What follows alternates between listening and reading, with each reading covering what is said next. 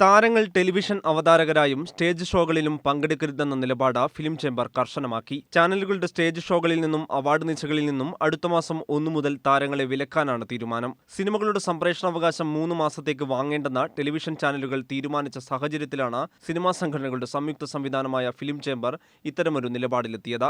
താരങ്ങൾ അവതാരകരായും അതിഥികളായും എത്തുന്ന ടെലിവിഷൻ ഷോകളും അവാർഡ് നൈറ്റുകളും സിനിമകളുടെ തിയേറ്റർ വരുമാനത്തെ ബാധിക്കുന്നുവെന്ന ഫിലിം എക്സിബിറ്റേഴ്സ് ഫെഡറേഷന്റെ പരാതി കൂടി പരിഗണിച്ചാണ് തീരുമാനം നടപ്പിൽ വരുത്താൻ താരസംഘടനയായ അമ്മയ്ക്ക് കത്ത് നൽകാനും കൊച്ചിയിൽ ചേർന്ന ഫിലിം ചേംബർ യോഗം തീരുമാനമെടുത്തു. ചേംബറിന്റെ വിലക്ക് ലംഘിക്കുന്ന താരങ്ങളുടെ സിനിമകളുമായി സഹകരിക്കില്ല. സാറ്റലൈറ്റ് തുക ക്രമാതീതമായി ഉയരുന്ന സാഹചര്യത്തിലാണ് സംപ്രേഷണാവകാശം വാങ്ങുന്നത് ചാനലുകൾ നിർത്തിവച്ചത്. സാറ്റലൈറ്റ് തുക പ്രാഥമിക വരുമാനമായി പരിഗണിക്കുന്ന സിനിമാ മേഖലയെ ഇത് സാരമായി ബാധിച്ച സാഹചര്യത്തിൽ കൂടിയാണ് ചാനലുകളുമായി നിസ്സഹകരിക്കാൻ ചേംബർ തീരുമാനിച്ചത്. തിയേറ്റർ ഉടമകളുടെ എതിർപ്പിനെ തുടർന്ന് മുമ്പും താരങ്ങളുടെ ചാനൽ ഷോകൾ വിലക്കിക്കൊണ്ട് ഫിലിം ചേംബർ തീരുമാനമെടുത്തിരുന്നു. എന്നാൽ അമ്മ, ഫെഫ്ക, പ്രൊഡ്യൂസേഴ്സ് അസോസിയേഷൻ എന്നിവർ വിവിധ ചാനലുകളുമായി സഹകരിച്ച അവാർഡ് നിശകളുമായി മുന്നോട്ടു പോയതിനാൽ തീരുമാനം പ്രാവർത്തികമായില്ല.